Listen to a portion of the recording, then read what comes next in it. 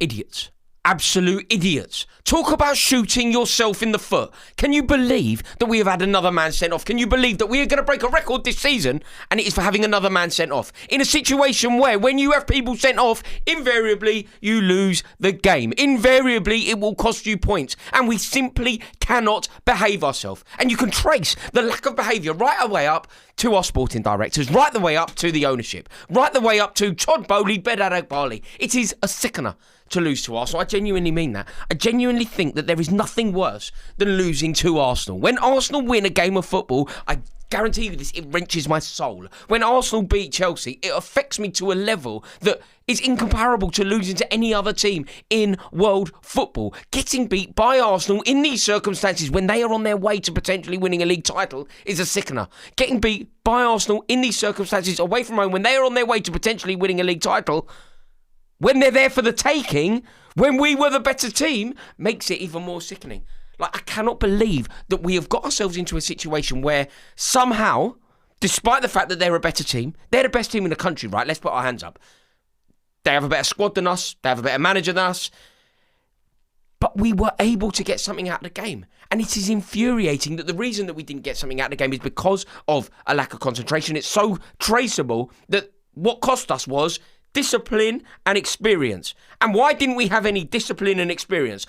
Partly because Pedro Neto is an idiot, and partly because we only buy children who are not experienced and they will make mistakes. We are playing a debutant at centre-half against Arsenal.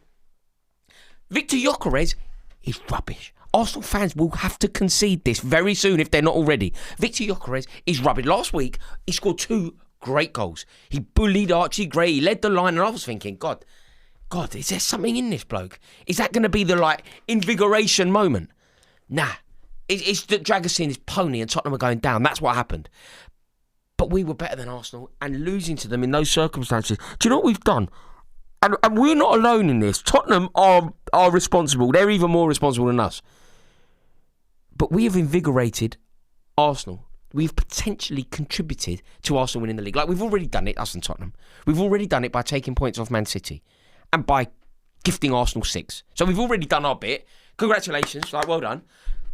But we've also done it in terms of the feeling around Arsenal. Off the back of some of those results that they had, Arsenal were deflated. Arsenal felt like they were cracking. Don't worry, lads. Dr. Tottenham will see you now. And I tell you what, don't worry, Dr. Chelsea will see you as well. Dr. Chelsea will make you feel really good because Tottenham are rubbish. So you can't read too much into that one. But you beat Tottenham and Arsenal back-to-back. Suddenly, it feels like things really are back on track. And they weren't even that good. It's so annoying because we just pressed the self-destruct button. What we can't deny is that it's a massive result for Arsenal. Massive result. But I also think that it's a slightly worrying performance. If you're an Arsenal fan and you're watching that, I think that you are over the moon with the result.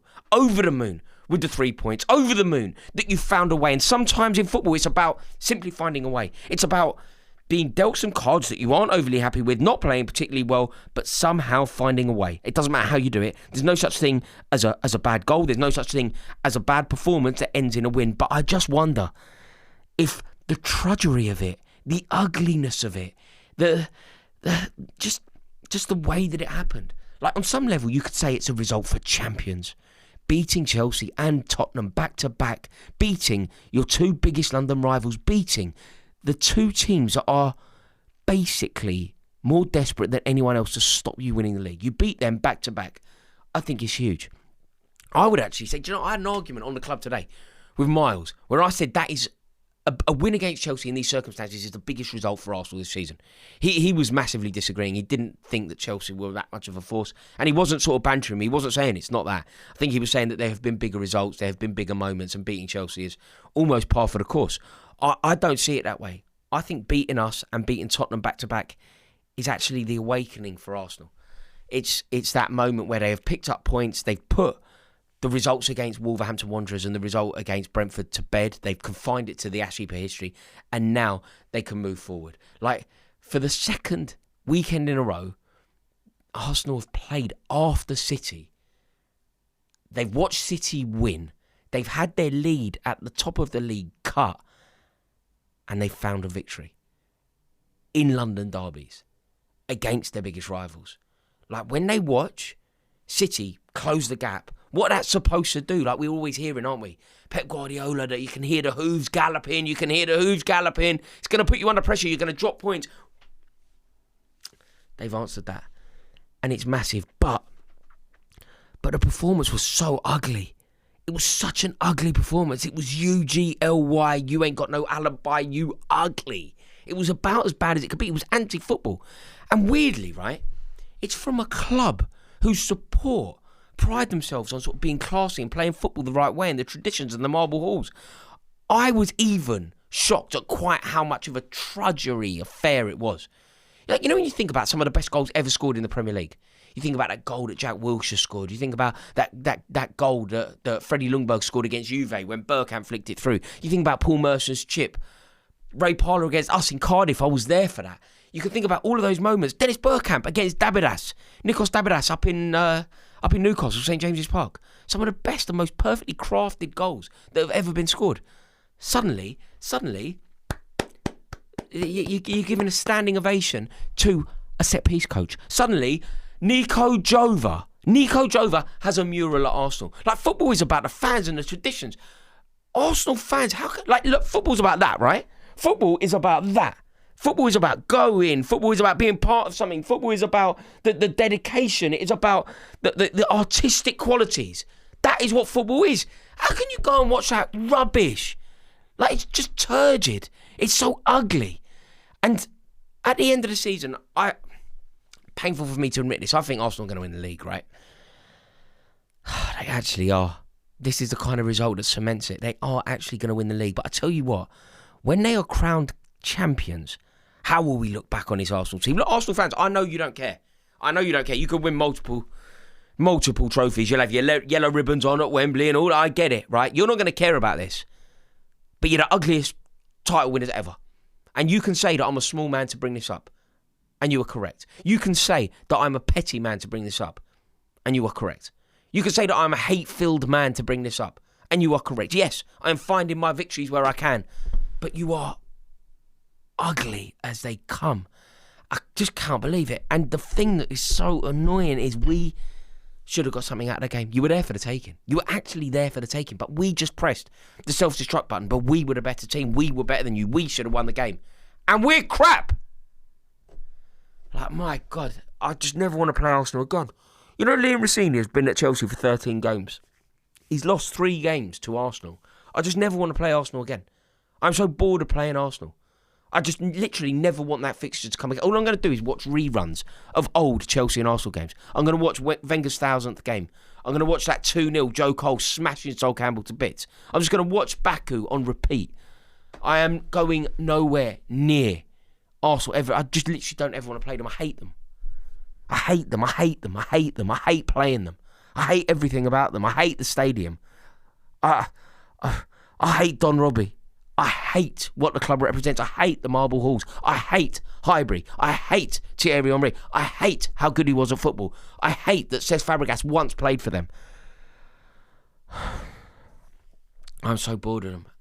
And it is going to, it is going to happen. This is the thing now. I think that we need to almost form a pact. To any Chelsea fan watching this, I don't know why any Tottenham fan would be, but if you're a Tottenham fan watching this, and I'm extending an olive branch to you now, let's just make a pact, man. Let's go and live in the countryside or something. Stay out of London for 2 full weeks once they've won the league. Because it's so painful that it is going to happen, because they are the best team in the country. And everything that we know about football came true today, right? 2 things that you know about football. You know when people do that, death, taxes and whatever, right?